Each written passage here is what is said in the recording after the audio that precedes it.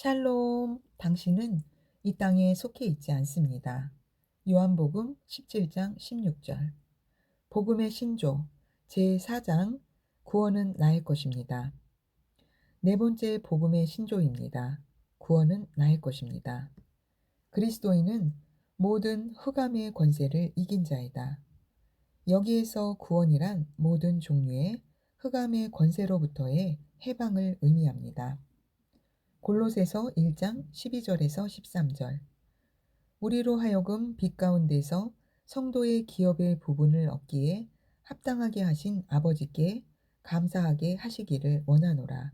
그가 우리를 흑암의 권세에서 건져내사 그의 사랑의 아들의 나라로 옮기셨으니 우리는 흑암의 권세로부터 건진 바 되어 하나님의 사랑의 아들의 나라로 옮겨졌습니다. 즉 이제 마귀는 그리스도인에게 역사할 수 있는 합법적인 권리를 가지고 있지 않다는 뜻입니다. 우리는 사탄을 이긴 자입니다. 허물로 죽은 우리를 그리스도와 함께 살리셨고 또 함께 일으키사 그리스도 예수 안에서 함께 하늘에 앉히시니 에베소서 2장 5절에서 6절. 예수님께서 십자가에 죽으시고 장사되시고 부활하실 때 우리도 그분 안에서 함께 동참하였습니다. 우리는 그리스도와 함께 승리하였고 이제는 함께 하늘에 앉힌 바 되었습니다. 그러나 안타깝게도 여전히 많은 그리스도인들이 사탄의 역사에 대한 두려움을 갖고 있는 것 같습니다. 사실 귀신 들린 사람을 실제로 보았다거나 비슷한 경험담을 많이 접하다 보면 자연스럽게 그런 생각을 하기가 쉽습니다. 저도 사역 초기에 악한 영을 쫓는 경험을 많이 하다 보니 어느새 사탄의 역사를 인정하고 당연한 일로 여기기 시작했던 적이 있었습니다. 그렇다고 사탄의 존재 자체를 부인하거나 그런 현상들은 다 거짓이라는 의미는 아닙니다. 다만 성경에서 말씀하는 바에 주목하고 더 온전한 계시를 취하시기 바랍니다. 사탄은 실제하지만 이제 그들은 법적으로 패배가 선언된 적이며 거듭난 그리스도인에게 아무런 영향력도 행사할 수 없는 존재입니다. 우리는 예수 그리스도와 함께 사탄을 이기고 정복한 자들입니다. 아직 우리가 이 계시로 완전하게 새로워지지는 않아서 현상적으로 사탄에게 틈을 주는 부분이 있다 할지라도 하나님께서는 어둠을 다스릴 수 있는 권리를 그리스도를 통하여 합법적으로 우리에게 부여하셨습니다. 예수님께서는 하나님께서 하늘과 땅의 모든 권세를 내게 주셨고 마태복음 28장 18절 또한 내가 지옥과 사망의 열쇠들을 가졌다고 말씀하셨습니다. 요한계시록 1장 18절. 우리는 그 모든 권세에 동참한 자가 되었습니다. 자녀이면 또한 상속자, 곧 하나님의 상속자여 그리스도와 함께한 상속자니. 로마서 8장 17절. 사실 예수님은 이미 하나님이셨으므로 굳이 이 땅의 권세를 가져야 하거나 지옥까지 내려가셔서 마귀를 이기고 오실 필요가 없었습니다. 그러나 그분이 그렇게 하신 이유는 우리에게 그 권세를 주시기 위해서였습니다. 모든 값은 이미 치러졌습니다. 예수 그리스도께서 지옥과 사망을 완전히 이기고 부활하셨습니다. 그리고 우리도 이것을 믿고 받아들이기만 하면 예수님과 동일시 됨으로 말미암아 그 완전한 승리와 부활에 동참하게 되고 이제 더는 마귀의 공격이나 방해에 영향받지 않게 됩니다. 자신의 이러한 위치를 인식하고 마귀에게 틈을 주지 마십시오. 사탄의 영향을 받을 수도 있다고 인정하지 마십시오. 현상적으로 그런 일이 있다 하더라도 그것은 그리스도인의 온전한 삶의 모델이 아닙니다. 나는 흑암의 권세로부터 해방되었습니다. 라는 고백을 당신 것으로 삼으십시오. 당신의 심령을 이 진리로 환하게 비춤으로써 마귀의 속임수를 허용하지 마십시오. 누가복음 4장 18절 주의 영이 내게 임하시니 이는 가난한 자들에게 복음을 전하게 하시려고 내게 기름을 부으심이라. 그가 나를 보내셨으니 이는 마음이 상한 자를 치유케 하시며 포로들에게 구원을 선포하고 눈먼 자를 보게 하고 짓밟힌 자들을 해방시켜 주고. 예수께서는 어둠의 권세에 사로잡혀 있던 포로들에게 구원을 선포하고 새 생명을 주시기 위하여 이 땅에 오셨습니다. 위에 골로새서 말씀에 건져내사와 마찬가지로 이 구절의 구원이라는 단어에도 딜리버라는 영어 단어가 사용되었습니다. 이는 꺼내다, 구원하다, 구출하다 라는 의미입니다. 즉 사탄의 권세에 대해서 우리가 현재 거하고 있는 상태가 이러하다는 것입니다.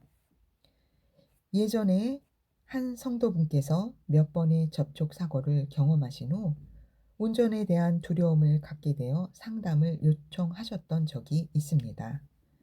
외출 전에 핸들을 잡고 기도했는데도 또 사고가 났다며 어떻게 하면 좋겠냐는 것이었습니다. 문제는 운전하기 전에 기도를 했느냐, 안 했느냐가 아닙니다. 우리는 자꾸만 행위나 현상에 집중합니다. 중요한 것은 상황을 대하는 우리의 심령입니다. 이미 두려움의 발판을 내어주고 사고 안 당하려면 기도해야지 라는 마음으로 기도했다면 원하는 결과를 얻기가 어려울 것입니다. 우선 하나님 제발 지켜주세요. 사고가 안 나게 해주세요. 라는 고백을 버리십시오. 대신 보호를 약속하신 성경 구절을 취하여 지속적으로 고백하십시오. 가장 먼저 잘못된 생각과 두려움으로부터 벗어나는 것이 중요합니다. 그래야 믿음을 발휘할 수 있기 때문입니다. 내 안의 두려움을 제거하고 믿음을 세우기 위해서 바른 고백과 선포를 유지하십시오. 하나님께서 어떤 분이신지, 그리스도 안에서 내가 누구인지, 사탄이 왜 나를 해할 수 없는지에 대해 말씀으로부터 취하여 큰 소리로 선포하십시오. 그리고 드디어 그 고백이 내 심령의 온전한 표현이 될 때, 즉 심령의 믿음이 충만하여져서 내가 하는 고백과 연합될 때 비로소 그것이 결과를 생산하는 진짜 믿음의 고백이 되는 것입니다. 결국 모든 것은 안에서부터 영에서부터 비롯됩니다. 우리의 중심인 영이 강건해지면 어떤 어려움이든지 능히 타개하고 벗어날 수 있습니다. 육신을 따르는 자는 육신의 일을, 영을 따르는 자는 영의 일을 생각하나니 육신의 생각은 사망이요 영의 생각은 생명과 평안이니라. 로마서 8장 5절에서 6절. 둘 중 어느 쪽을 선택할지는 우리에게 달렸습니다. 말씀이 아니라 감정이나 이성으로만 상황을 해석하기 시작한다면 그것은 이미 육신의 문으로 발을 내딛는 것입니다. 상황에 따라 내가 변하는 것이 아니라 나로부터 상황이 변화하는 것입니다. 염려나 두려움을 가지고 사건에 접근하기 시작하면 이미 사탄에게 역사할 수 있는 틈을 내어준 것입니다. 사탄은 우리에 대해 강제적으로 역사할 수 있는 자격은 없지만 우리가 허용한다면 얼마든지 틈탈 수 있습니다. 그러므로 담대함을 유지하면서 심령으로 믿는 진리를 선언해야 합니다. 그러면 상황은 반드시 변화합니다.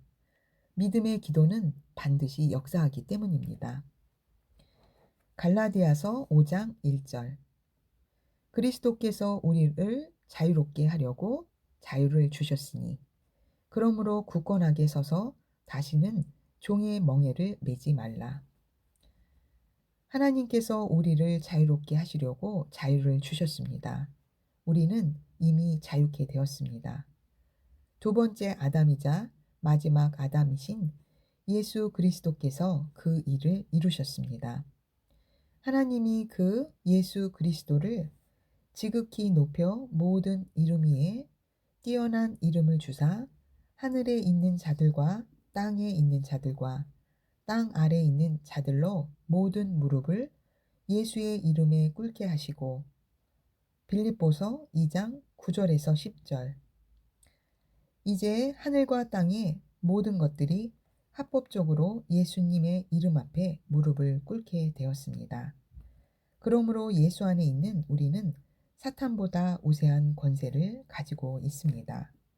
우리가 하나님의 생명과 본성으로 거듭난 새로운 피조물이라는 계시에 이르지 못했더라도 자신이 예수 안에 속한 자라는 사실만 정확히 인식한다면 사탄은 결코 나에게 손댈 수 없음을 확신하게 될 것입니다. 복음의 신조 제4장 구원은 나의 것입니다에서 그리스도인은 모든 흑암의 권세를 이긴 자이다에 대해 알아보았습니다. 할렐루야! 나는 하나님 아들의 왕국에 속해 있고 그 안에 살고 있기 때문에 삶 가운데 항상 승리합니다.